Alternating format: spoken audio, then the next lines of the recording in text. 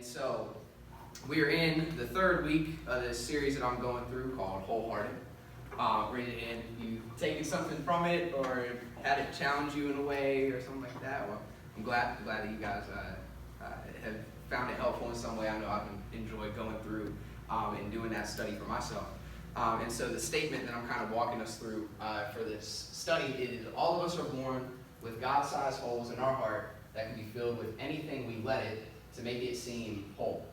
And we will learn how to let God fill the holes in our heart to make it truly whole. And so the verse that we've kind of been focusing around is Proverbs 27:19, which says, as water reflects the face, so a man's heart reflects the man. And so we just continue to get deeper into this concept of how the heart itself reflects who we are. And so usually I take after Andy Stanley a lot, right? And so I usually introduce my sermons with a story or an example or some kind of introduction, but not this week. I've got too much to cover this week for me to get done in 35 minutes and still accomplish that, okay? So we're going to go straight in. Proverbs 4:20 praising, okay? Not 4:20 blazing. This is Christian stuff. 4:20 praising, okay? What's blazing? Girl. I'm kidding. We'll handle that in a non-Christ setting. So Proverbs 4:20. My son, be attentive to my words, incline your ear to my sayings. Let them not escape from your sight, let God's words not escape from your sight, and keep them within your heart. For they are life to those who find them, and healing to all their flesh. Keep your heart with all vigilance, for from it flows the springs of life. Put away your crooked speech and put devious talk far from you. Let your eyes look directly forward and your gaze be straight before you. Ponder the path of your feet, then all your ways will be sure. Do not swerve to the right or to the left, and turn your foot away from evil. I know we're all kind of spaced out a little bit, but you can look at the person who's closest to you and say, neighbor, get ready for a heart attack. Heart attack. We got to prepare for a heart attack. Heart attack. And so this isn't a heart attack like our heart's failing, right? This is a heart attack like something outside of ourselves physically coming after and attacking our hearts. Because the enemy will attack our heart more than anything else in our body. And so tonight we'll kind of explore why it is that the enemy attacks our heart. But the enemy will often attack what is most important to us as Christ followers. The enemy is not, he's not dumb. The enemy knows what he's doing. And so the enemy isn't going to waste time going after your feet when he can hit your heart and have it affect everything else. He's not going to aim just for one little small part of yourself. He's going to aim for the thing that's going to affect everything else. And that is our heart. And so we have to be prepared for a heart attack. Because it's coming. And even if it's not here, or maybe you're here and you're dealing with something where the enemy is attacking your purpose, where the enemy is attacking your comfort, where the enemy is attacking the way that God is challenging you. You might be dealing with some form of attack today. And I want you to take comfort in that because there's ways to combat that. And so, only so much can be done from this side of the attack, right? If it's going on or if it's already happened. There's only so much that can be done, but it's a process that can be learned so that we can prepare for the next attack. And so the first point that I wanted to talk to you guys about was potential. Potential. And so I want to go back to verse 22 real quick, where it says, for they, referring to God's words, for they are life to those who find them, and they are healing to all of their flesh. But what I really want us to focus on is that word those. Because the word those implies that there are going to be people who are left out of that category. And so when it says that the word will be life to those, it doesn't apply, and not everybody can experience the life and the healing that comes through God's word. And a lot of that those, the accompaniment of that word relies on our willingness. Those, right?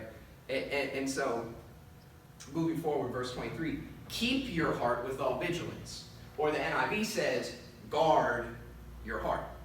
This is the ESV. But keep your heart with all vigilance.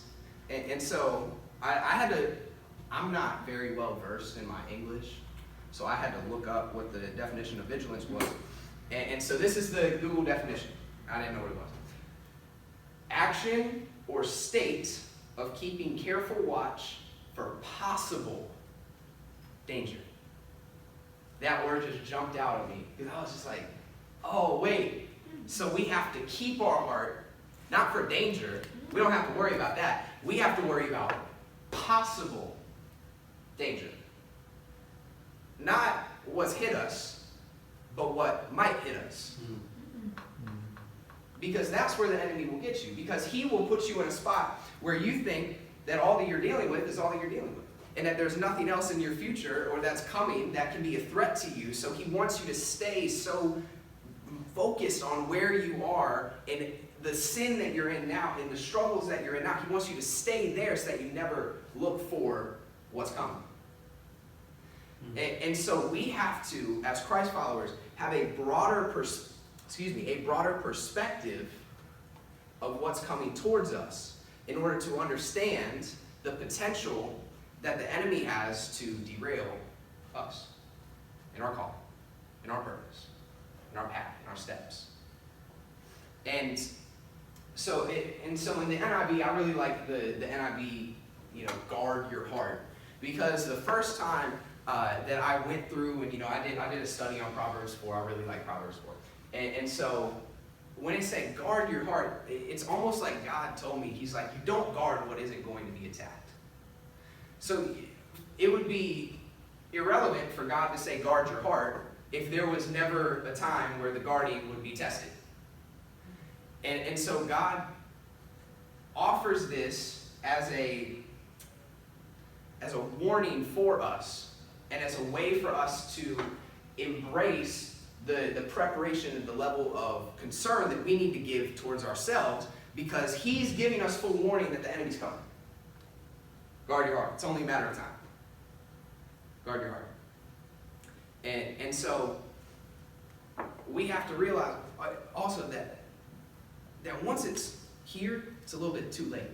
It's kind of like life insurance. If you buy life insurance after you die, you can't. You're gone. You're dead. You can't. Or if you're dying, if you're on your deathbed, then no insurance is going to pay for you because you're about to die. You need to think ahead, right? That's why people in their 40s are paying for their life insurance for when they die, because it's a possible danger. You never know when it's going to come, but you have to look forward and think about it. Well, death is always a threat. However, statistics show that the older you get, the more likely, which is why 40-year-olds have life insurance. It's not like once you become a certain age, you get it. No, you got to have it from the time that you start working, because who knows when you're going to die, And so it's a possible threat, and so life insurance is something that we have to have in order to properly prepare ourselves. And so why wouldn't we treat our heart the same way that we treat our life? Yeah, that's good. Because we need to have a quote-unquote insurance policy for when the enemy comes and tries to attack us. We have to be thinking ahead for the possible danger that is coming. We have to guard our heart with all vigilance. And so, also, we kind of have to be glad that we're being attacked. I know, blasphemous, right? But Satan wouldn't attack what's his. Yeah, it's good. And so in some way, we have to think about this and we have to say, well, at least I'm being attacked. I'm doing something right if I'm getting attacked. Because Satan isn't going to attack what's his. Right. Satan isn't going to plunder his own village. Because what sense would that make? He's already there. He already has control. And so Satan's only going to attack what isn't his. And so if you're under attack today, maybe you got to get a little bit excited. Because you're like, oh crap. Come on.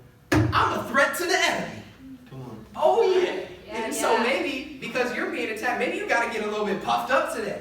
And maybe you got to say, yeah, that's right, enemy. Try me. Try me. Because you wouldn't be attacking me if I wasn't worth it. Come on. So sometimes we need to look at the thing that we're facing, not as a setback, but as an opportunity. So Satan doesn't attack. I think that was a Satan attack right there. What is it important to him? And so when what we have to understand is the significance of our heart is because it's a connector between what God puts in our heart and what God puts in our life and the action of fulfilling and carrying that out. The heart connects what God puts in and what we do. That's why it's so important to the enemy. Because the enemy cannot control what God tells you. The enemy can only keep you from taking that step. Can only keep you from walking in what God has told you in your mind. The perspective that God has given you cannot be affected by the enemy until it enters your heart. Because until it enters your heart, that's all God. And so the enemy will attack your heart because, and when you think about it, even think about the human anatomy, right? We learned back in week 1 that the heart is empty itself. The heart does not make blood. The heart does not make oxygen. It does not make nutrients. It simply pushes through what is put into it. And so when the heart is filled with God's word, it tells us, the scripture tells us that it brings life and healing to all of our flesh. Because when the heart pumps out blood, and it's something crazy like 2 minutes later, the same blood that was pumped out comes back in. Something ridiculous, right? And it goes to all of your body, so your feet and your hands and your legs and your eyes and your head and your ears and your teeth, I don't know, are affected by the blood that your heart pumps through your body. And so if the enemy can get you to question in your heart, then he's therefore tainting the rest of what you give to your body, yes, but also the steps that you take. Because we also know that the heart is the seed of thought. And so not only is it our supply, but it's also the way that we make a decision. It's also the way that we feel emotion. And so if the enemy can attack your heart, he's attacking everything. And so we have to guard the heart with a really, really focused and vigilant plan.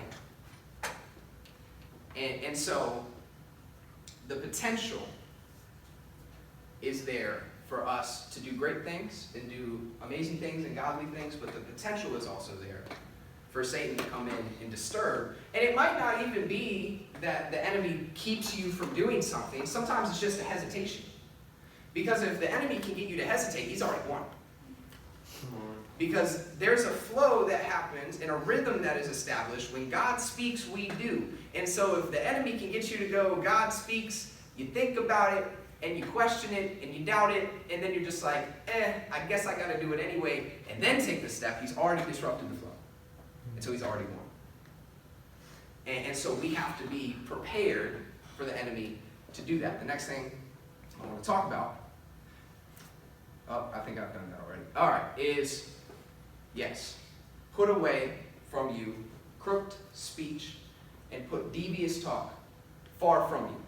My study Bible saved my life this week because the commentary on crooked speech was ridiculous. You ready for this?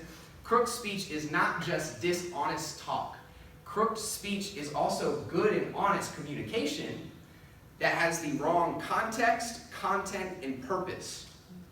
That means that some of the voices that are coming into your life that are good and honest and well-intentioned might have the wrong purpose, content, and context. Wow. And so we have to take even the things of the people that we trust, the opinions and the commentary and the input of the people that we trust, we even have to take it with a grain of salt. Because sometimes we as humans can have crooked speech. Not necessarily because we want to, but because it happens. And I could go into a whole entire sermon about the difference between dishonest and good and honest, but not the right time speech, right? And so I don't have time to cover that today. Next thing I want to talk about is path. We've been talking a lot about the patterns that we walk down and the choices that we make that determine the steps in the path that we're walking, right? And so specifically in verse 26, it says, ponder the path of your feet, then all your ways will be sure. And so when it says ponder, right, it's talking about a conscious, focused thought process. It's not a reaction. It's not a response. Well, it could be a response. Some responses are pondered, but it's not a reaction. It's not an instinct. It's not a gut feeling. You just go with it without really thinking about it. It's pondering is informed by your heart. And we have to understand that pondering is informed by something. And even the choices that we make, whether or not they're pondered, they're informed by something, right? Even if it's just a reaction or an instinct, it could be from your past experiences, it could be from a story that somebody told you or that somebody told you to watch out for, the advice from others. Something in you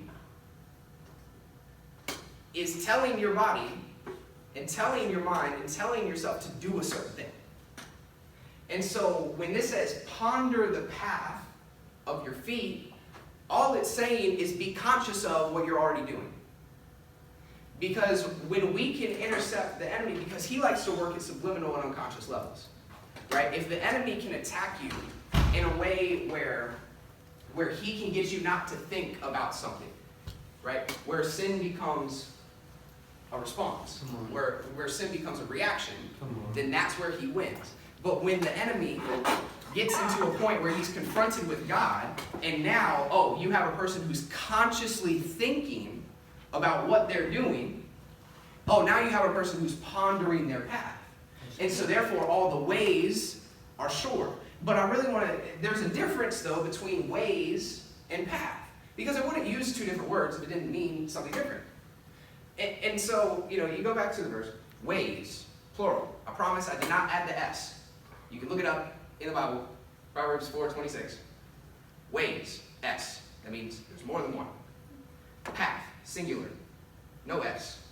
No plural. One. Right? And so the difference is, the path is what you're walking through. The ways are all the ways to get to where you're going. Mm-hmm. I could take a very direct route to becoming a pastor. Very direct. I could have dropped out of high school. I could drop out of college. It doesn't really matter, right? There's tons of different ways that you can get to where you're going. And so we have to understand that the ways are there, the options are there. I could have been born in Moncks Corner, South Carolina, and I could have been born and raised in the same way that Pastor Stephen was and did all the same things and met all the same people and what. But that's his path. That's not my path. That's a way that I could get there, sure. But that's not what God has for me. It's the same destination. It's the same aspect of being a preacher and leading a church. But they're two different paths. And so we have to understand that the way is sure. It's going to happen. We're both going to be preachers. He's already a preacher. I'm going to be a preacher. I'm already kind of a preacher. And so the way is sure, but the path is different. And so In the next verse, when it says, do not swerve to the right or to the left, and turn your foot away from evil. I read that and went, wait, that's the same thing. Don't swerve to the right or left, but turn your foot away. I was like, God, what do you mean? It's the same thing. The path and the way, they both get you to the same place, right? Swerving and turning, but it does the same thing, right? Well, swerve, if you look up the direction of swerve, Oh my. it is an abrupt reaction to something. It's a gut response, uninformed. It just happens. But I also think about, because when we swerve, right, when we go to the right really abruptly, we go to the left really abruptly, to the left, right? And so when we abruptly change, where does our focus go? Because when we swerve, all of our focus goes on what we're swerving. And so that takes our eyes off of what God needs us to be looking at in the first place. So when we swerve and we abruptly move, we make sure that we're out of its way before we keep walking. And so what turn your foot from evil means is that you can do that as you're taking a step. You don't have to abruptly change and react and go off of instinct and go off of a gut feeling, right? You can turn as you're taking a step. And when you turn your foot, you don't take your eye off of where you're going. You simply turn the direction of your foot. And so that we have to see that there's a difference, and they do accomplish a very similar thing. The only difference is one allows you to continue to take steps, and the other halts your progress and takes your eye away from what you're focusing on to begin with. And so there's certain seasons where we might feel like we aren't getting anywhere, but we're avoiding evil because we're swerving instead of turning. And so with the example of being a pastor, I think I could swerve to being a pastor real quick. I could swerve to being a pastor. But also, I could just walk straight to be a pastor. Because when this says you have to turn your foot from evil, that means if you never turn your foot, you're never moving from evil. If you just walk straight, you're setting yourself up for a real rough time. Because also my study Bible, great study, it's amazing. I don't know, it was anointed this week. I must have tossed a little bit of extra oil on it or something.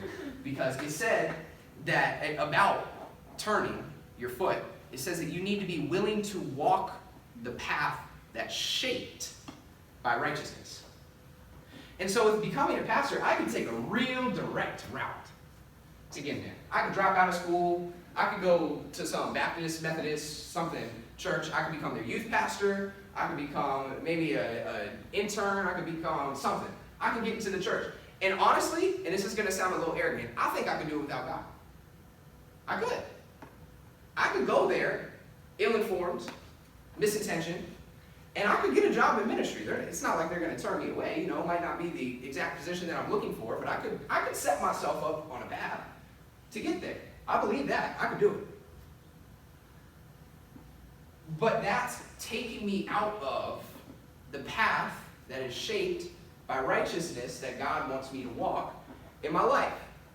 I am definitely turning my foot by spending 4 extra years in undergrad, at least 2 more years in seminary, and then at least a couple more years to start the church. But it's the path that I need to walk down to get me to the place where I've learned and matured to the point that I'm ready to step into what God has called me to.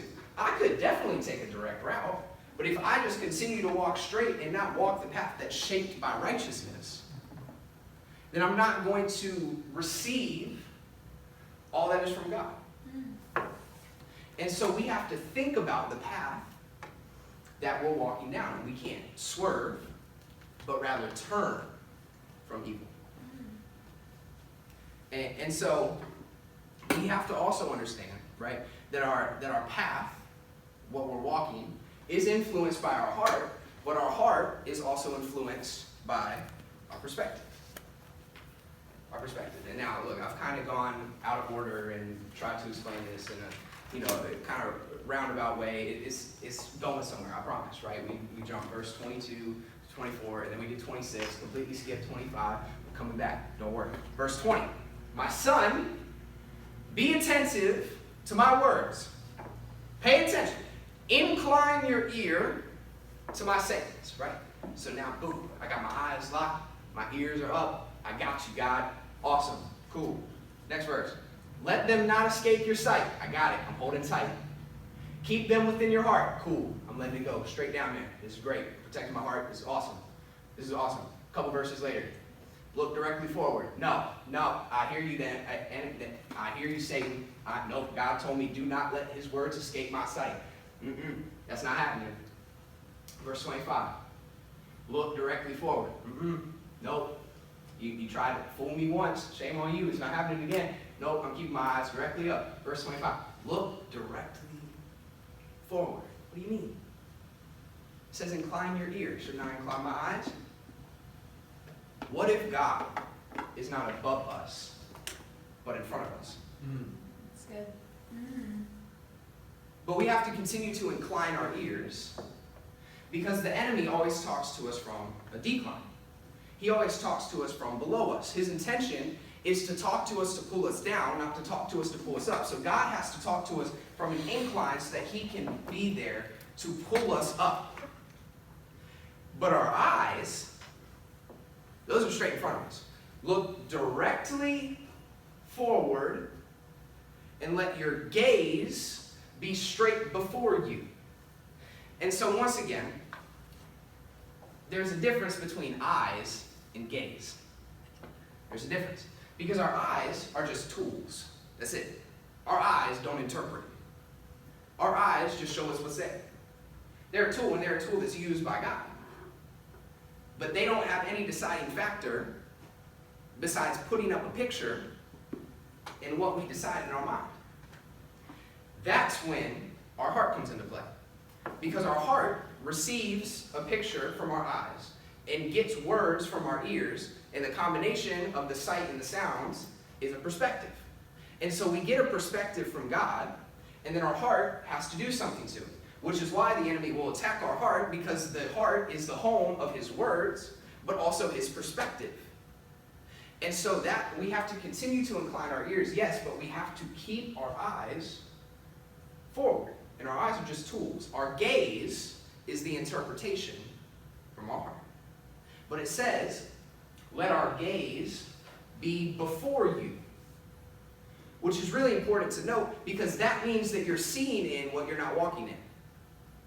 God will give you words that are above where you're at currently, and will let you see things that you haven't walked into so that you can get there. Wow. The way that my friend put it one time, right? My man Thomas. I love my man Thomas. He's a walk-in advice master. He's got it. He's got it. This, he told me one time, he said, what are you doing now?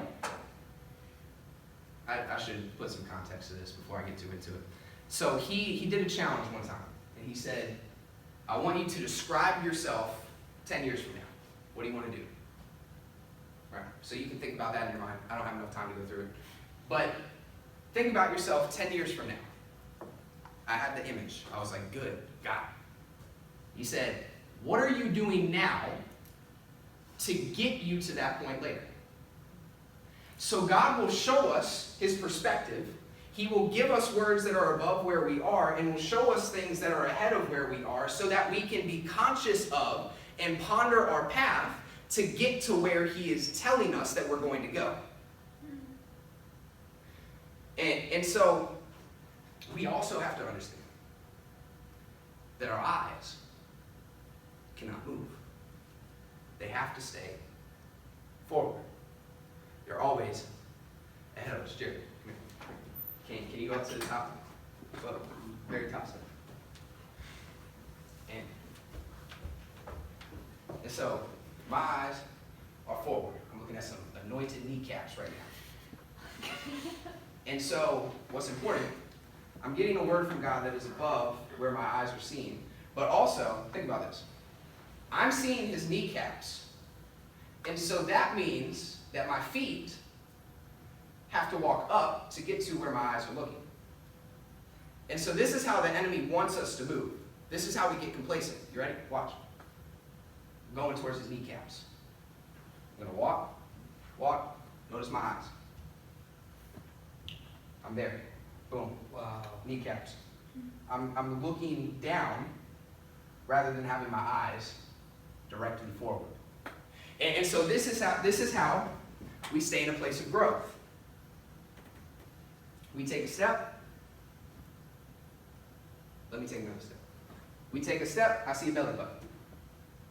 Take another step, see some nice pecs. Take another step, oh, I'm getting somewhere. Take a step, oh, wow. I see his face. What's up, man? Oh, I see it. I get it now. Right? But it's not until, yes, it. And so complacency comes when our eyes stay at the same level. So even when the enemy comes into our life and makes us look at what we're continuing to look at, what God is telling us to do is look directly forward. And we're just like, no, we got to get to where we're going. I got to see. Boom, there. What do I do? God, I'm there. What do? I become complacent because I'm at the point that God has told me that I need to get to. Wow. But he told me to get there, not at that step. He told me to get there at this step. And so our perspective continues to change with every step that we take. Because now, oh wait, I'm getting a little bit more of the picture.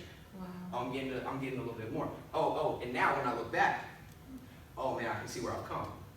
I'm not looking at where I'm going anymore. Oh, I can turn around and see where God has brought me, but then I'm also, oh man, now I'm seeing a little bit more. Now I'm seeing a little bit more of the purpose. Now I'm seeing a little bit more of the goal because I'm taking the step in my perspective That's good. as I'm taking a step on my path. Thank you, Jimmy. And so, some of us need to be a little bit happy that we're getting attacked. Because the enemy is going to keep us and try to hold us from embracing taking a step up every time that we move. And so we have to understand, and here it is, we hear at a higher level than where we are. And it's important that it says incline your ears, because if you guys remember when I was first setting up the series, I offered some points from other pastors who really influenced me on wanting to do a sermon on this. And so with Pastor Stephen, he from the sermon 3 Habits of a Healthy Heart, he said that you have to incline your heart because the natural position of your heart is at a decline.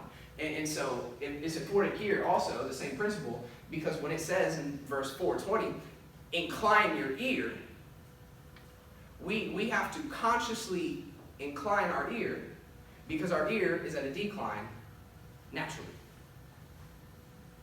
We're constantly looking for the thing to make us feel in the best way at all times. And sometimes that word that's coming from God is a little bit more challenging than what we want to hear. So we'll allow the enemy to speak to us from below because we like the way that it sounds. And so when we're listening from above and we're seeing what is before us, but also the way that we have to move up as well as forward in order to get to where we're going, right? Because we see at a higher level than what we're standing on. And so we have to understand that the heart connects it all. The heart is the connection between the perspective and the path. That's why the enemy attacks it. So some of us need to be happy that the enemy is attacking. Let's pray. God, I thank you for my struggles.